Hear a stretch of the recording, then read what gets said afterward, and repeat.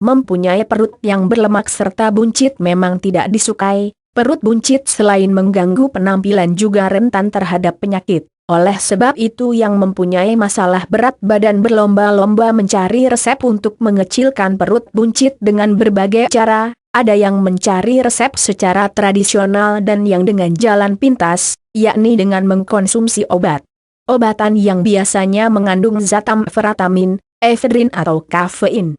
Zat tersebut mempunyai efek stimulan, menyegarkan, sekaligus menekan nafsu makan, tapi penggunaan dalam jangka panjang dapat menimbulkan masalah yang serius. Di antaranya menimbulkan ketergantungan dan jika obat tersebut dihentikan maka berat badan akan naik lagi perut pun buncit kembali.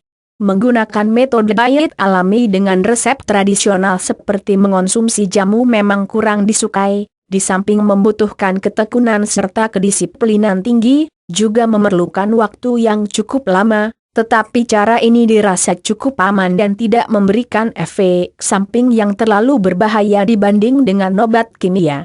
Ketika sedang melakukan diet, direkomendasikan untuk berolahraga serta menjaga kebiasaan pola makan agar dapat mengurangi beban tubuh secara sehat. Baca juga 7 ramuan pelangsing alami tradisional.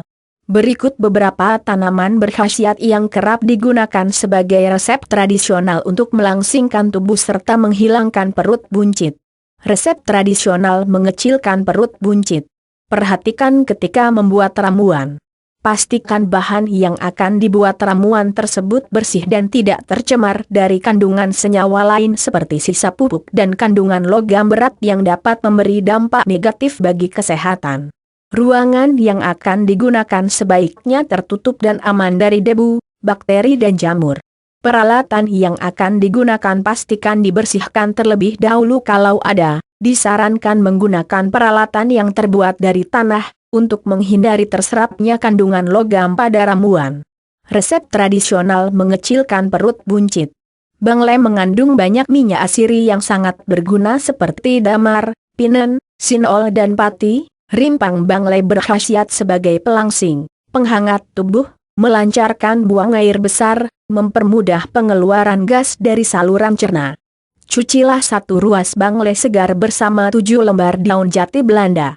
Setelah itu potong kecil-kecil lalu tumbuk dengan lumat ditambah sedikit air matang hingga lumat peras airnya hingga mendapat 1 gelas perasan kemudian minum pagi dan sore masing-masing setengah gelas selama 30 hari.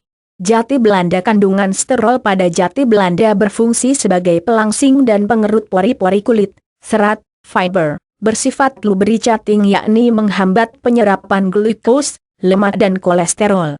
Sedangkan tanin berfungsi sebagai astringent sehingga dapat mengendalikan lemak yang masuk ke tubuh.